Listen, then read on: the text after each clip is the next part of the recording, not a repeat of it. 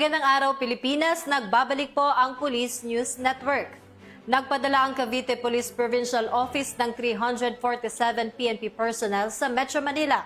Ito ay upang tumulong sa pagpapanatili ng kapayapaan at seguridad sa ikalimang State of the Nation Address ni President Ferdinand Bongbong Marcos Jr. ngayong araw.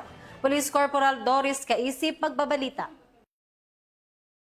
Status ng buong hanay ng Cavite Police Provincial Office bilang bahagi ng pinaigting na seguridad kaugnay ng ikalimang State of the Nation Address 2026. Kasabay nito ay nag-deploy ang Cavite PPO ng 347 PNP personnel sa Metro Manila upang tumulong sa pagpapatupad ng security operations ng Philippine National Police at matiyak ang ligtas, mapayapa at maayos na pagdaraos ng SONA. Patuloy rin ang pinaigting na police visibility, security monitoring at preventive patrol operations sa iba't ibang bahagi ng lalawigan bilang paghahanda sa mga inaasahang pagditipon at mapayapang kilos protesta. Bago ang deployment, sumailalim ang lahat ng personnel sa operational briefing at masusing inspeksyon ng kanilang mga kagamitan upang matiyak ang kahandaan sa pagpapatupad ng kanilang tungkulin ng may disiplina, profesionalismo at paggalang sa karapatang pantao. Ayon kay Police Colonel Ariel Red, Provincial Director ng Cavite PPO, ang nasabing deployment ay patunay ng kahandaan at dedikasyon ng Cavite PNP sa pagsuporta sa pambansang seguridad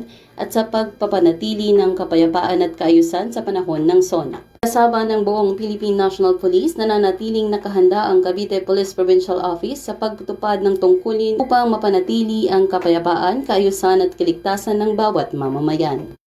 Ito ang bagong PNP para sa bagong Pilipinas, serbisyong mabilis, tapat at nararamdaman. Mula sa Cavite Police Provincial Office, ang tahanan ng mga bayaning polis, ako ang inyong PNN correspondent. Alagad ng batas, tagataguyod ng Balitang Pulis.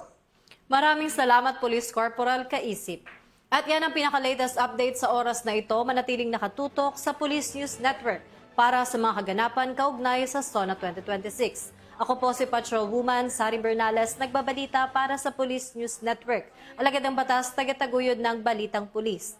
Bagong PNP para sa bagong Pilipinas, serbisyong mabilis, tapat at nararamdaman.